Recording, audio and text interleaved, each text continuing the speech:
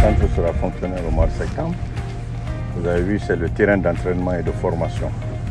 Vous avez vu, il y a le terrain normal dans son sens et il y a des petits terrains en demi-rectangle. Bon, c'est comme ça que le terrain n'est pas tracé comme les terrains de match. C'est pour vous dire que c'est un terrain de formation. Regardez les différents bois, ce qu'on appelle les différents goals, avec les différentes dimensions. Vous savez, du Bundes, qui commence par les tout petits, qui viennent aux 13 ans, aux 14 ans, aux 15 ans, jusqu'aux 17. Après, vous avez les seniors. C'est pourquoi vous avez vu ces différents goals. Et aujourd'hui, nous avons déjà fait toute la détection. Les équipes qui doivent loger ici sont déjà recensées. Tous les joueurs sont détectés, les académiciens. Tous les contrôles médicaux sont finis. Tous les équipements, je vous dis, tout est en place. L'équipe qui est venue ici, c'est l'équipe qui s'occupait du centre de formation de Monaco et qui a eu la chance de former des joueurs comme les Trezeguet, comme les Thierry Henry, les Salah et consorts. Donc, c'est cette équipe que quand nous sommes venus en Europe, partout où nous allons, quand on parle de Richard, on parle d'Alexandre, on dit mais non, comment vous avez pu avoir ces gens-là chez vous? Je dis non, c'est un challenge. Ils ne sont pas venus pour l'argent, on sait qu'on ne peut pas les payer. Mais ils sont venus, Jean Kigana, je sais qu'on ne peut pas le payer. Mais il est venu, quand il a vu le travail, le challenge lui a pris. Quand il a vu tout ce qui est là, il dit non, il y a un outil de travail formidable. C'est l'outil de travail qui l'a attiré beaucoup plus que l'argent. Quand il a amené les gens, il dit non, vous ne regardez pas l'argent, vous regardez l'outil de travail qui est à votre disposition. C'est comme ça. Aujourd'hui, je peux être fier et dire à toute la Guinée, à tous les Guinéens, que les enfants seront internés là.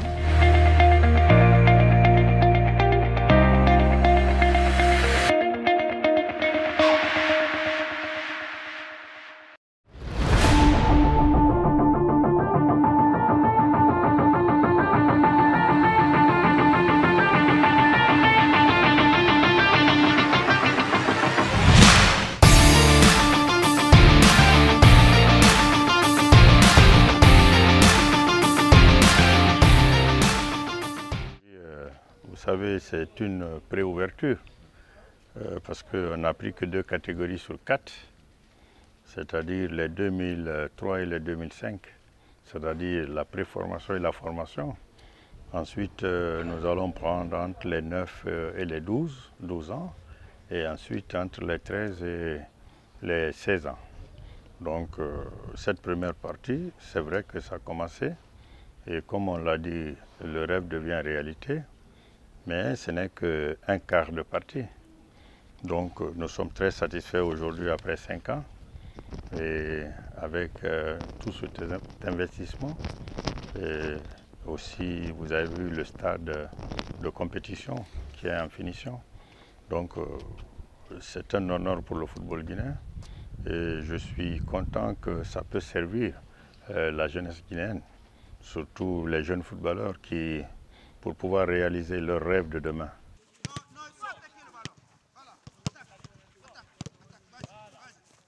Il y a des structures qui sont énormes ici à Yorokoga, où on bénéficie de 2 terrains, où on a des chambres donc, pour pouvoir dormir, pour pouvoir être caserné. On a aussi la scolarité qui va avoir lieu dans le centre de Yorokoga, donc à la face. Donc tout est réuni pour que justement les jeunes puissent passer des paliers. Quand nous sommes arrivés aux affaires, on a dit qu'il faut enlever le football dans la rue et amener à l'école. Parce qu'aujourd'hui, tout le monde le sait. S'il n'y a pas d'école de football, si vous n'apprenez pas, vous ne pouvez pas jouer. Parce que le football se joue aujourd'hui techniquement, tactiquement, avec les entraîneurs à base de l'école. Il faut que tu puisses connaître les nouvelles technologies pour pouvoir jouer en fonction des différentes phases sur le terrain. Donc, si on n'apprend pas les enfants à lire, à écrire et à être éduqués, à connaître l'hygiène de vie, bon, le football de rue n'est pas structuré. Il faut que le football soit structuré, il faut qu'il donne les moyens Et dans la rue encore, vous voyez, ils savent jouer au ballon dribblé qu'on sort, mais ils ne jouent pas au football parce qu'il n'y a pas le terrain normal, il n'y a pas le goal normal, donc ils n'ont pas de repères. Et il n'y a pas d'éducation, il n'y a pas de système. Bon, il n'y a pas de bons défenseurs, il n'y a pas de bon milieu, il n'y a pas de bonne attaque, parce que le Bundes, c'est tout ça. Le Bundes, tu ne peux que maîtriser le ballon et dribbler. Alors que le football de l'école, ça va du gardien à l'attaque, tout se joue sur un système, sur des postes différents, et tactiquement, techniquement, et tu es formé en fonction de ça.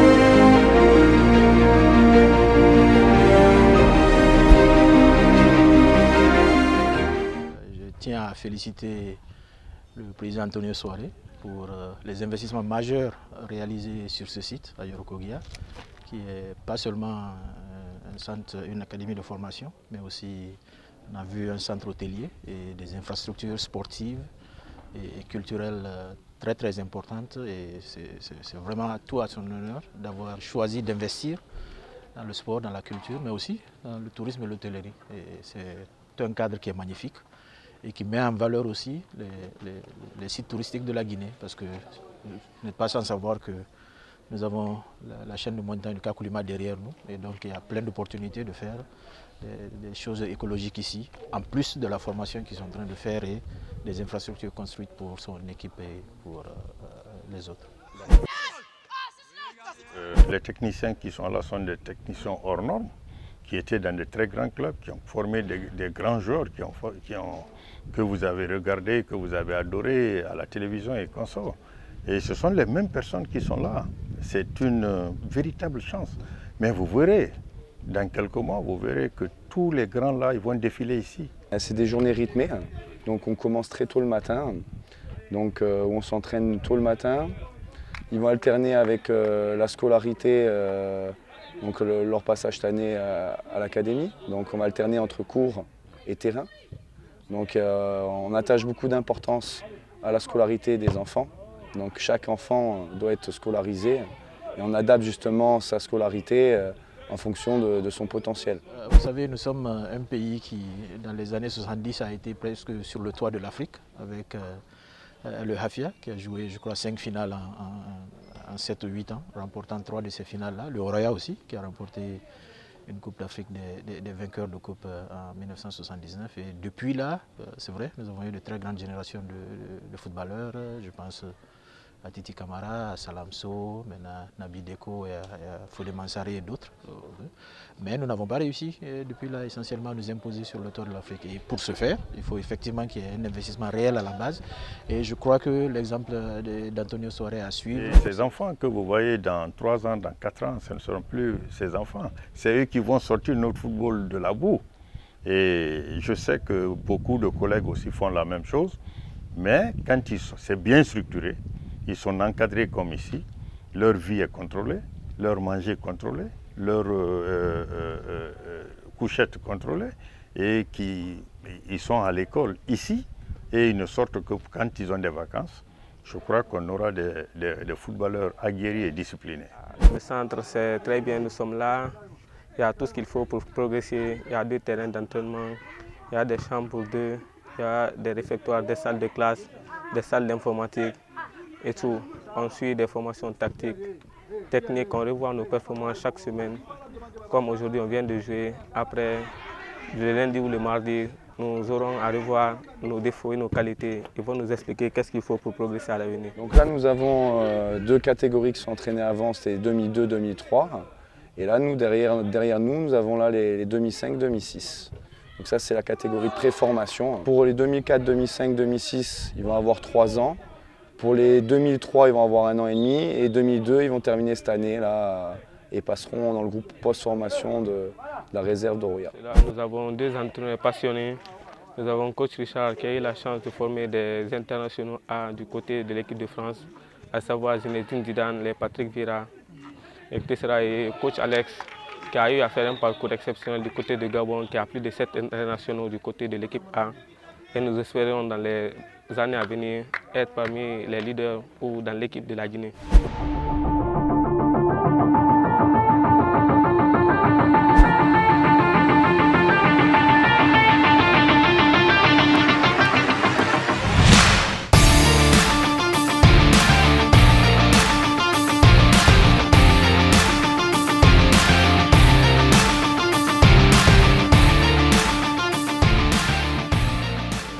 La Fédération guinéenne de football, nous avons fait l'académie d'élite qui est à Nongo là-bas, dont les enfants sont internés, filles et garçons.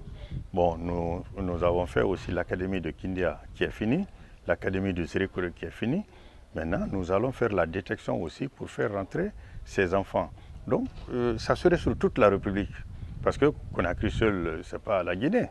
Conakry, c'est une partie de la Guinée, c'est la capitale guinéenne. Mais ce n'est pas la Guinée, c'est 1/10 de la Guinée. Donc en faisant à Kindia et à Zérekure, ensuite nous penserons dans les autres, parce que celui de Kindia aujourd'hui va servir la Moyenne Guinée et la Basse Guinée, celui de Zérekure va servir la Haute Guinée et la forêt.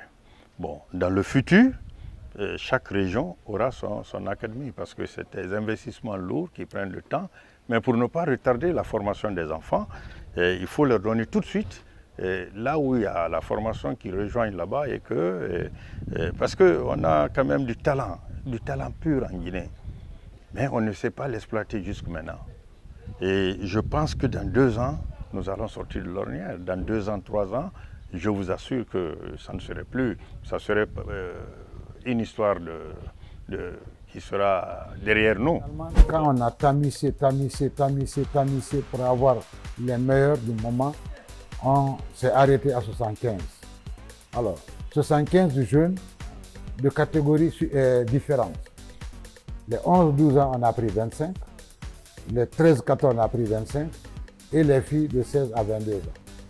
Voilà les 75 que nous avons retenus pour l'académie d'élite de la Fédération. Comme vous pouvez le voir, vous êtes au courant, on a déjà fait la détection dans tout le pays. Avec Chérif Souleymane, nous sommes allés détecter les meilleurs joueurs que nous avons vus qui ont été mis à notre disposition pour intégrer la première académie nationale de Guinée. Donc là, nous avons des joueurs qui viennent de tout le pays, 11-12 ans et 13-14 ans. Et il y a quelques même 10 ans dans les groupes des plus petits. Et on a intégré aussi là les filles. Actuellement, on a prévu 20 filles qui rentrent dans l'Académie nationale. Actuellement, 10 sont actuellement en entraînement. Il y a 10 autres qui doivent encore venir. Donc, c'est un projet de la fédération, de toute façon, avec un plan forward qui a été mis en place avec la FIFA. Et ce projet est réellement réel et ça fait à peu près depuis décembre 2019 qu'on a ouvert l'Académie. Nous voyons aujourd'hui avec beaucoup de bonheur le plaisir qu'on trouve à la base. Le football de base, c'est l'essentiel pour le développement et pour l'épanouissement de ce secteur. Et il faut savoir surtout, depuis un certain temps, on a perdu le filon. Et vous-même, vous avez vu aujourd'hui comment que ces enfants-là s'épanouissent. On ne croyait plus revoir ça. Il faut sortir le ballon de la rue pour le ramener sur le stade, à l'école, et afin qu'on puisse le développer. Ces enfants, au lieu de les laisser aller à l'école, rentrer, tu ne sais pas comment, qu'est-ce qui se passe entre les deux pôles, pôle A et B, c'est-à-dire entre le centre et l'école, nous avons passé un contrat avec Kofi Annan. Kofi Annan envoie des instructeurs à Nongo. qui donne des cours aux enfants. Des cours comme si ils étaient Kofi Annan.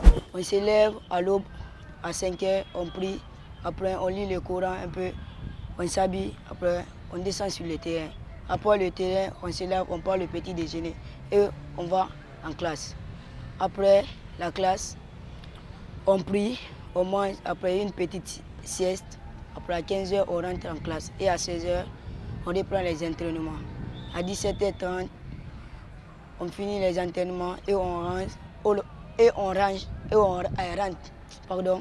On se lave et on part en classe. À 19h, on sort, on prie, on prend le dîner et à 20h, c'est la révision. Il y a peu de joueurs guinéens, qui jouent dans les grands clubs majeurs en Europe.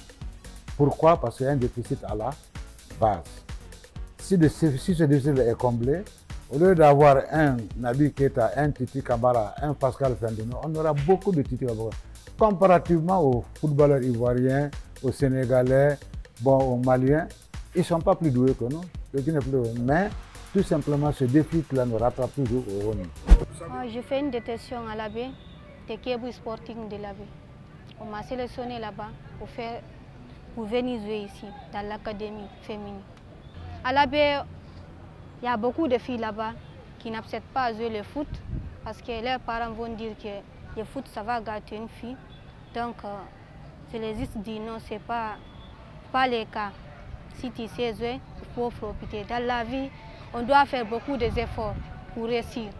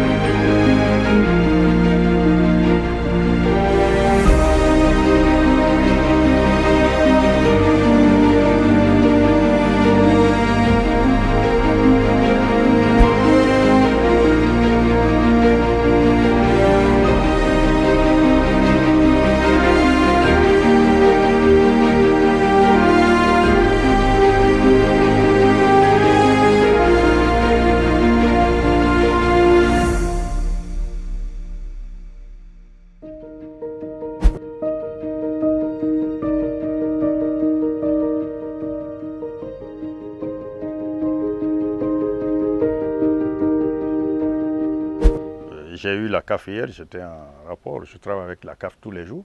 Donc on attend maintenant que le rapport qui vienne, parce que déjà les inspecteurs physiquement sont passés et il fallait maintenant équiper. Et les derniers équipements sont mis en place. Ils ont demandé d'envoyer le film et c'est ce qui est arrivé à la CAF hier. Et c'était vraiment leur impression qu'ils m'ont dit, tout Guinéen doit être fier de cela. Donc le prochain match de Silly sera là-bas, c'est clair.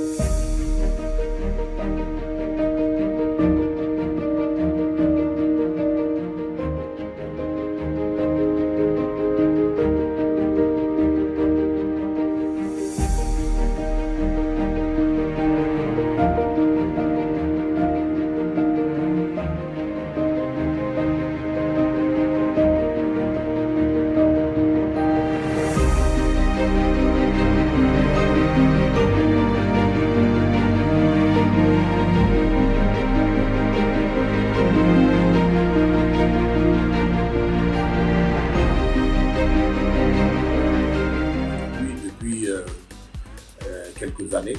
Vous voyez un peu ce qu'il est en train de faire d'abord au niveau du club Forêt Athletic Club, aujourd'hui qui fait la fierté de tout un pays. Premier seul club africain à aller en demi-finale de la Coupe de la CAF. Donc le Forêt, heureusement, depuis 2012 jusqu'à aujourd'hui, au moment où je vous parle, joue soit la Ligue des Champions, soit la Coupe de la CAF une fois. Et en 2017, pour la première fois de notre histoire, on est rentré dans la phase de poule, dans le nouveau format de la CAF. Et la seconde année, en 2018, nous sommes rentrés encore dans la phase de groupe. Et en 2019, nous sommes en demi-finale. C'est-à-dire, nous sommes aujourd'hui dans le quator africain des clubs. C'est une vision. C'est un travail, pas d'un jour, pas d'une personne, pas d'un club. C'est un travail d'un ensemble, d'un tout. Et cette vision, on ne peut pas semer et récolter le même jour. C'est pourquoi je demande toujours que les gens soient patients. Vous savez, on est dans un pays où tout le monde veut aller vite. Et je crois qu'il faut, déjà il est à sa première mandature. Et je crois que deuxième mandat se profile à l'horizon. En tout cas, pour tous les dirigeants sportifs conscients, on permettra à Antonio Soare de briguer un second mandat, mais ensuite d'avoir une équipe fédérale qui est la sienne et qui pourra lui permettre de faire des choses extraordinaires pour mettre sur orbite, sur les rails, notre football. Je tiens de lui quelqu'un qui est passionné aussi pour le football. Moi, je crois que même c'est un virus pour lui. Je l'ai eu maintes fois à constater. Ne serait-ce que ça seulement me permet de dire que l'avenir du football est garanti. Parce que si vous aimez quelque chose, vous avez une passion pour quelque chose que vous aimez, vous le faites sans arrière-pensée. Et c'est ce que je retiens de lui. Il n'y a pas très longtemps, j'ai eu l'occasion de voir tout ce qu'il est en train d'abattre comme travail au niveau du stade Nongo. Et par rapport au centre Nongo aussi, tout ce qui est en train de se passer à l'heure actuelle, il ne peut être qu'encouragé. Il investit beaucoup à travers la fédération de sa propre personne.